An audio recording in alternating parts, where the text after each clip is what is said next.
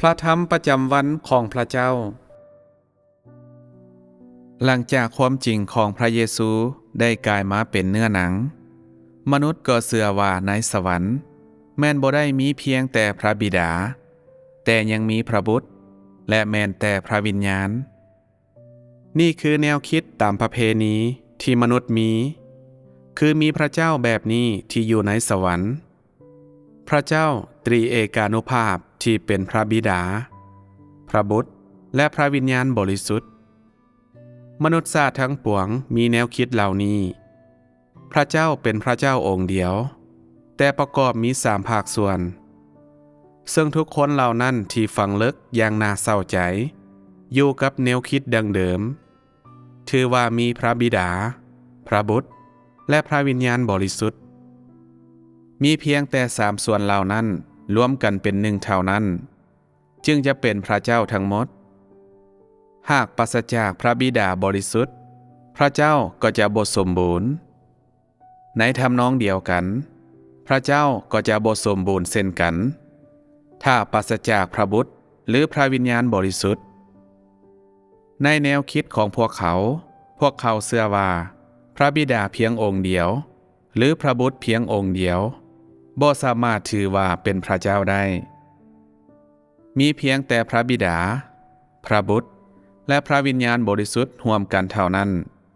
จึงถือว่าเป็นพระเจ้าเองบัดนี้ผู้เชื่อศาสนาทุกคนและแม้แต่ผู้ติดตามแต่ละคนที่อยู่ท่ามกลางพวกเจ้าแม้นมีความเชื่อแบบนี้แต่สำหรับเรื่องที่ว่าความเชื่อนี้ถูกต้องหรือบ่นั้นบ่มีไผสามารถอธิบายได้ย้อนพวกเจ้าสับสนเกี่ยวกับเรื่องของพระเจ้าเองอยู่เสมอถึงแม้นสิ่งเหล่านี้คือแนวคิดพวกเจ้าก็บ่ฮู้ว่าสิ่งเหล่านี้ถูกหรือผิด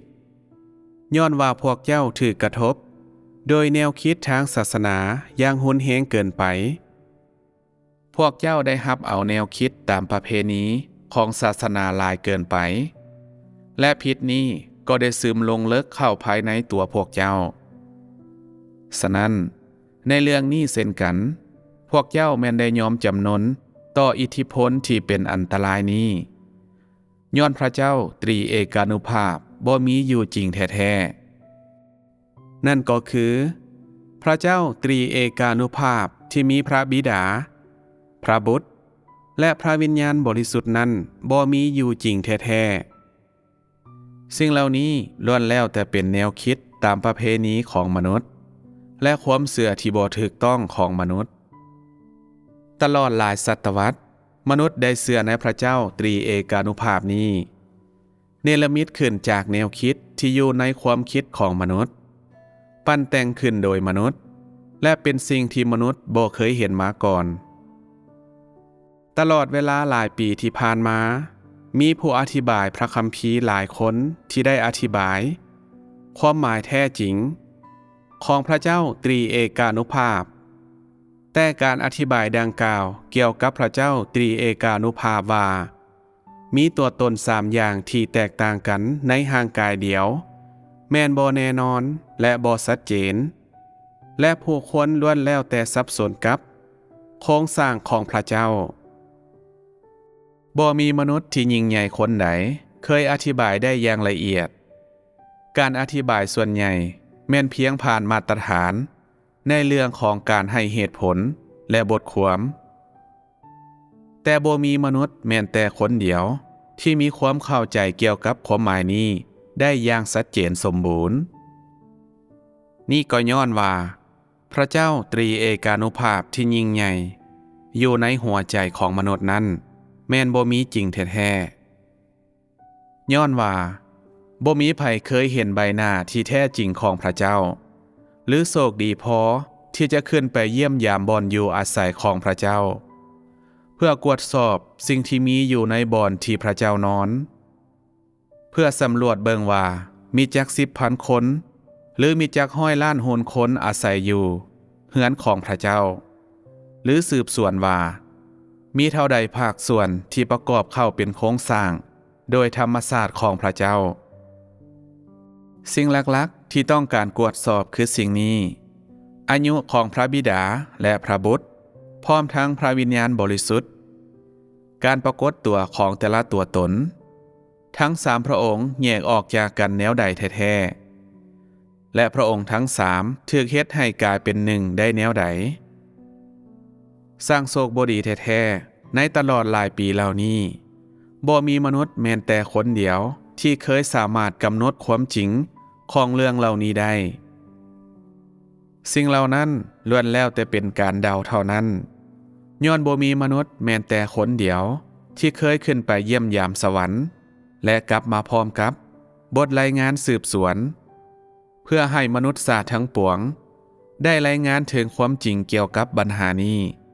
ต่อผู้เชื่อศาสนาทุกคนที่ฮ้อนหนและมีศรัทธาแห่งกล้าเกี่ยวกับพระเจ้าตรีเอกานุภาพแน่นอนบ่สามารถกล่าวโทษมนุษย์ที่มีแนวคิดแบบนั้นย้อนว่าเป็นหยังพระเยโฮวาพระบิดาจึงบ่ให้พระเยซูพระบุตรอยู่กับพระองค์เมื่อพระองค์สร้างมนุษยชาติในตอนเริ่มต้นถ้าทุกสิ่งดำเนินไปด้วยน้ำของพระเยโฮวามันก็จะดีกว่านี้ถ้าต้องกล่าวโทษให้กล่าวโทษใส่การละเลยส่วนระยะหนึ่งของพระเจ้าเยโฮวาที่พระองค์บ่เอิ้นพระบุตรและพระวิญญาณบริสุทธิ์ให้มาอยู่ต่อหน้าพระองค์ในเวลาแห่งการเนรมิตสร้างแต่กงกันข้ามพระองค์ปฏิบัติภารกิจของพระองค์เพียงผู้เดียวถ้าพระองค์ทั้ง3ล้วนแล้วแต่ปฏิบัติภารกิจในเวลาเดียวกันแล้วพระองค์ทั้ง3จะบ่กลายเป็นหนึ่งบ่ตั้งแต่ต้นจนจบถ้ามีเพียงแต่น้ำของพระเยโฮวาและบ่มีน้ำของพระเยซูจากยุคแห่งพระคุณหรือถ้าพระองค์ยังถูกเอิ้นว่าพระเยโฮวาแล้วพระเจ้าจะบ่ได้ถูกหลีกเว้นจากการทนทุกข์กับการแบ่งแยกโดยมนุษย์ศาสตร์บ่เพื่อให้แน่ใจพระเยโฮวาจะบ่ถูกกล่าวโทษย้อนสิ่งนี้ทั้งหมดถ้าต้องกล่าวโทษก็ต้องกล่าวโทษใส่พระวิญญาณบริสุทธิ์ผู้ที่สืบต่อภารกิจของพระองค์เป็นเวลาหลายพันปีโดยในนามของพระเยโฮวาของพระเยซูและแม้แต่ของพระวิญญาณบริสุทธิ์เฮ็ดให้มนุษย์มึนงงและสับสนจนมนุษย์บ่ฮู้จักว่าแม่นไผคือพระเจ้ากันแท้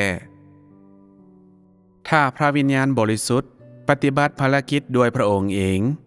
โดยปราศจากรูปร่างหรือลักษณะและยิ่งไปกว่านั้นโดยปราศจากสื่อเส้นพระเยซูและมนุษย์บ่สามารถสัมผัสได้หรือเห็นพระองค์เพียงแต่ได้ยินเสียงฟ้าห้องแล้วภารกิจประเภทนี้จะบ่เป็นประโยชน์ต่อมนุษย์ศาสตร์หลายกว่าบ่แล้วจะสามารถเฮ็ดหยังได้แด่ในตอนนี้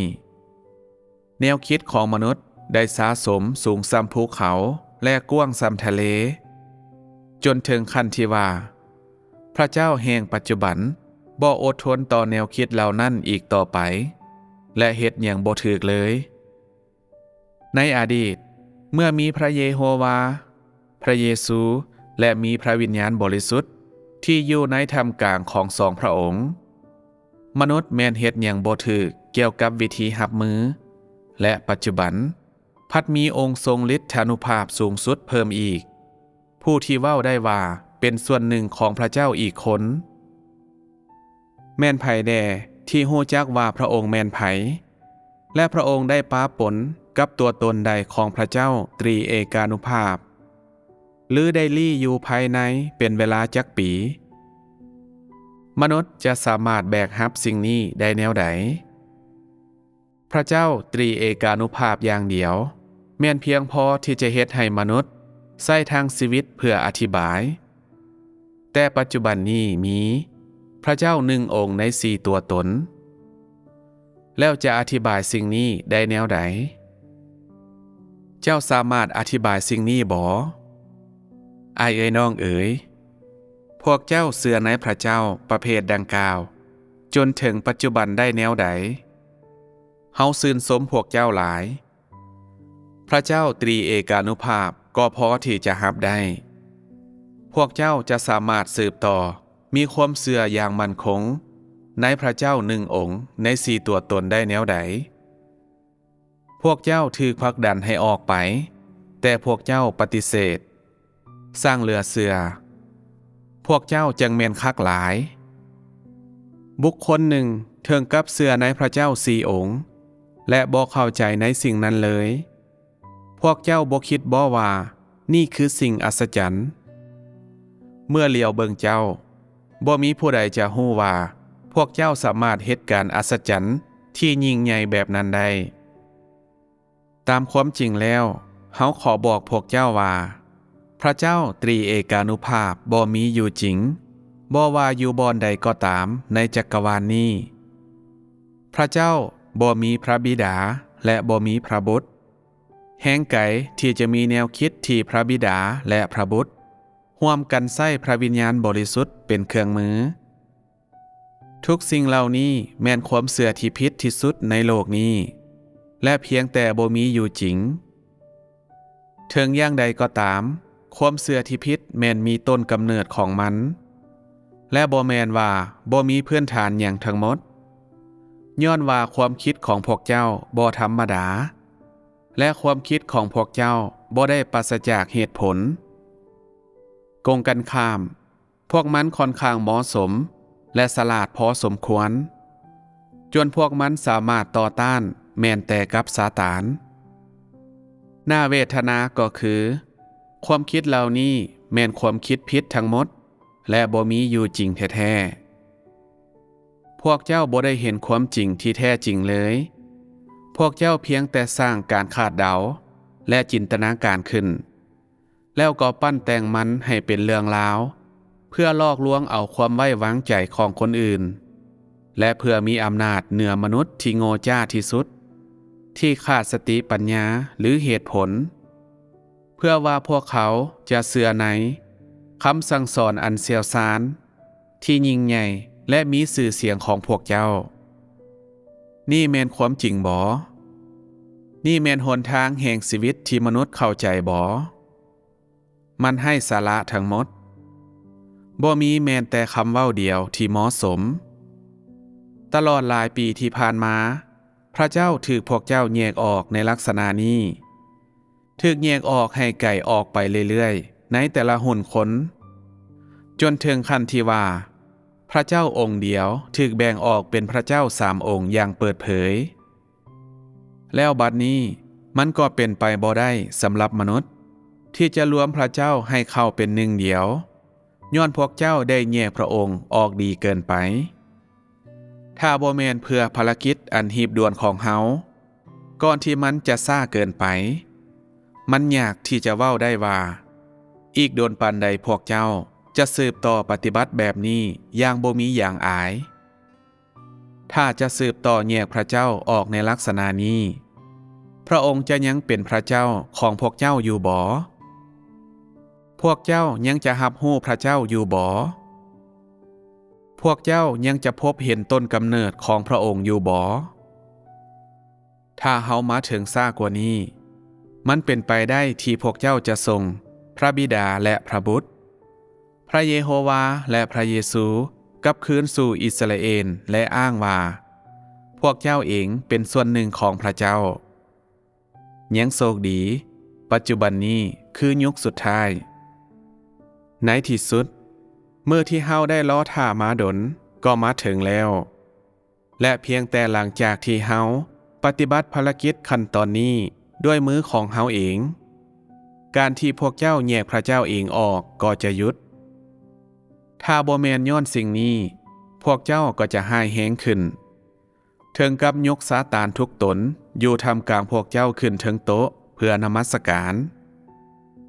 นี่แม่นอุบายของพวกเจ้านี่แม่นวิธีการที่พวกเจ้าแยกพระเจ้าพวกเจ้าจะสืบต่อเฮ็ดแบบนั้นอยู่บ่ในตอนนี้ให้เฮาถามพวกเจ้าว่ามีพระเจ้าจักองค์พระเจ้าองค์ใดที่จะนำความรอดพ้นมาสู่พวกเจ้าเป็นพระเจ้าองค์ทำอิฐองค์ที่2หรือองค์ที่3ที่พวกเจ้าอธิษฐานหาอยู่เสมอพวกเจ้าเชื่อในพระเจ้าองค์ใดอยู่ตลอดเวลา เป็นพระบิดาบ่หรือพระบุตรหรือเป็นพระวิญญาณบริสุทธิ์ให้บอกเฮาแด่ว่าแม่นไผที่เจ้าเชื่อเทิงแม่นด้วยเจ้าเว้าทุกคำว่าเจ้าเชื่อในพระเจ้าสิ่งที่พวกเจ้าเชื่อแท้ๆแม่นสมองของพวกเจ้าเองพวกเจ้าแม่นบ่มีพระเจ้าอยู่ในหัวใจของพวกเจ้าแท้ๆแต่ในความคิดของพวกเจ้าแม่นมีพระเจ้าตรีเอกานุภาพอยู่อย่างหลวงหลายพวกเจ้าบ่เห็นดีนำบ่